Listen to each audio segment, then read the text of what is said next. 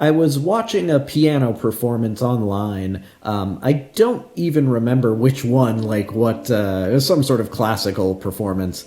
But one of the YouTube comments, really stuck with me, and the comment was along the lines of, it was a very critical comment, as a lot of them are. It was along the lines of, where I come from, piano is a sport, and this would not fly. And so that really stuck with me. This comment this person made from obviously a very competitive environment, that piano is a sport. This person was taught that, probably from a very young age.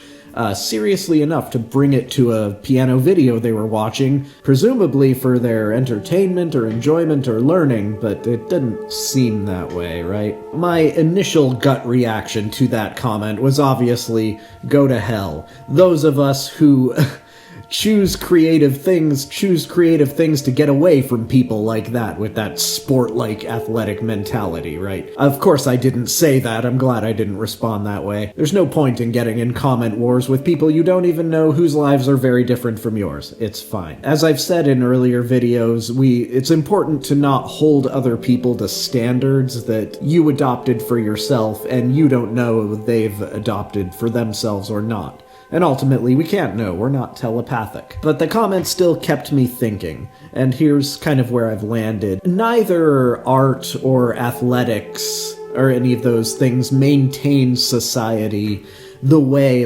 plumbing and electricity or medical research does. Nobody dies if you don't finish your novel this year. For those things, we invent stakes. In athletics, we got points, we got times, we have elimination brackets and rivalries. And so it pushes this gameplay, what was this fun thing, into this pressurized space. And the point of this pressurized space is that we can surprise ourselves when pressure and focus is imposed from without. Because it's very difficult for an individual to push yourself as far as you can go. We have so many internal excuse mechanisms to prevent that, so a lot of our best performances are drawn out of us by coaches or supportive friends. It's pretty hard to surprise yourself on purpose. Where I think we lose the point on that is we confuse the invented stakes for the actual relationship between the people involved. When two athletes are they're vying for the same top spot, and it's down to those two, the difference in their ability, or how they measure, how they win, usually comes down to some microseconds or something. So they are both champions in every meaningful sense simply by being there. Both of them are improving the other because they're both competing for the top spot. So that's not rivalry. That's collaboration wearing a competitive mask. And that is where I really landed on this, that competition is a subgenre of collaboration. I probably, like a lot of you, had a very rough time with sports as a kid. Before school got a hold of me, when I was very young, before I even went to school, I wanted to be a runner and a mountain climber. Those were my two goals. And then as soon as we had standardized PE in school, I was immediately I'm done with athletics forever. This whole thing is just a breeding ground for sociopaths. That's entirely what I thought, and that was my experience. I think a lot of people carry versions of that. The things that hit you really hard as a kid. It's an early turnoff from something competitive that hardens into this really timid lifestyle. The consequence of this is this kind of lifetime quiet regret about all the self-development that I could have engaged in if I'd embraced athletic training, if I weren't so scared out of it and humiliated out of it by such an early age. And I'm actually quite lucky that I just happened to stay healthy enough so that later in life, when I got over that, and went back, I still have the benefits of athletic training and have been able to carve out a niche for myself around other people who aren't so viciously competitive. Just reframing the competitive mindset within is of course not going to change anyone else, but it frees you from this performing for people who are still operating under that old frame.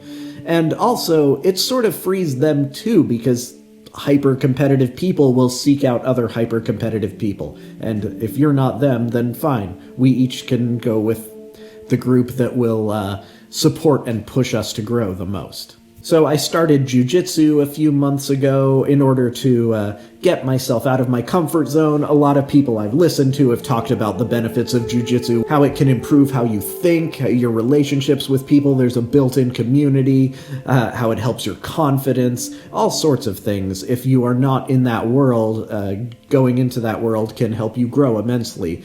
And I was even more sort of cemented in the practice when one day our coach was just telling us a story about how they used to travel to competitions from their school, and he eventually stopped doing that because he noticed that when people left competitions after it was over, that no one was really in a good mood. And it was the sort of exact opposite of what happens when you go to a regular jiu-jitsu class, which sort of mimics going to the gym. Like, when you start doing it, you're very motivated, then it becomes kind of normal, and then you stop feeling like going. But every time you go, you're so happy you went, and it feels so good. And that just knowing that, like, oh, I don't feel like doing this right now, I should be doing chores, but you go anyway, and you feel amazing afterwards. And he said that taking people to competitions, they sort of left feeling the opposite of that. And so that further reinforced my commitment to staying with this group of people who were traditionally people I would have avoided because they're athletic and combative that's the sport they've chosen to participate in. And now to shift gears a little, so to speak, there's a very interesting phenomenon where I really think this illustrates itself really clearly, this collaborative versus competitive mindset, and that is driving. At no point in human achievement, accomplishment, activity at all, at no point are we all more aligned as a species than when we are driving. Even if you are the most mindful, calm, sober, supportive, compassionate person, or you're angry, drunk, and on pills and texting, every single person in the car, on the road, in the truck, whatever, has the same goal, and that is to get where they're going quickly and safely. That is almost total global alignment in humanity. And yet, we treat that like the opposite. Whenever we get into the car, we treat it like it's this zero-sum game where every single other person is our opponent, and that we have to get in front of them, we have to intimidate them, we have to, like, everyone's in our way, everything is an obstacle, it's this completely unnecessary psychodrama that only causes pain, injury, death, and heartache. Realizing that we are actually collaborating when we're driving rather than competing completely changed my relationship to driving. And I know I say this a lot, but I'm going to do, or have already done, a video just on road rage, so I'm going to leave a lot of the other sort of conclusions I got. But you can drop that psychodrama completely, immediately, and forever. Trust me. Like, there's no reason for it at all. It's entirely extra. It doesn't help you or anyone or anything ever.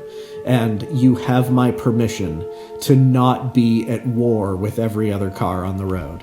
So here's a little takeaway from this, and it applies to a creative career or getting on the freeway on-ramp or anything you do. When you feel like you're being attacked, competed with, or criticized, before you respond, sort of try and get an above-eye view of it. Ask yourself this question, like, is this person's goal opposed to my goal, or does it just feel that way? When you submit a piece of writing for criticism and it gets criticized, you may feel attacked, but in most cases, the person criticizing or editing that you gave it to them to point out where it's not working, where it's ineffective. So they have the same goal you do, which is to make this piece of writing better. Oftentimes, our goals are not opposed at all. And when the goal of the other person is obviously, openly just to cause harm, then you can ignore them. Because you never really were in a competition with them to begin with. And you're not obligated to treat it like one. You don't have to defend yourself against every attack. You can even take it further and be the butt of a joke. Be on the blooper reel. Own the blooper reel. Be proud of it.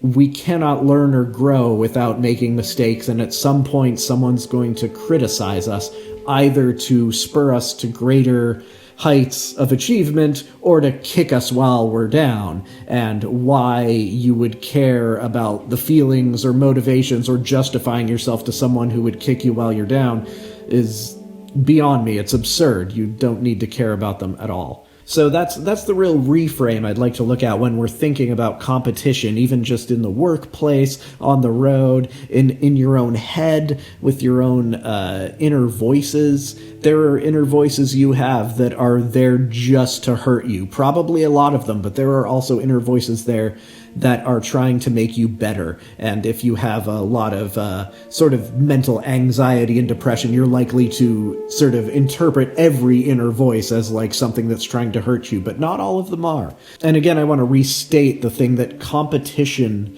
isn't the opposite of collaboration. It's a subset of it. And most of the time, this framing, this competitive framework is something extra we're adding, not something that's actually there.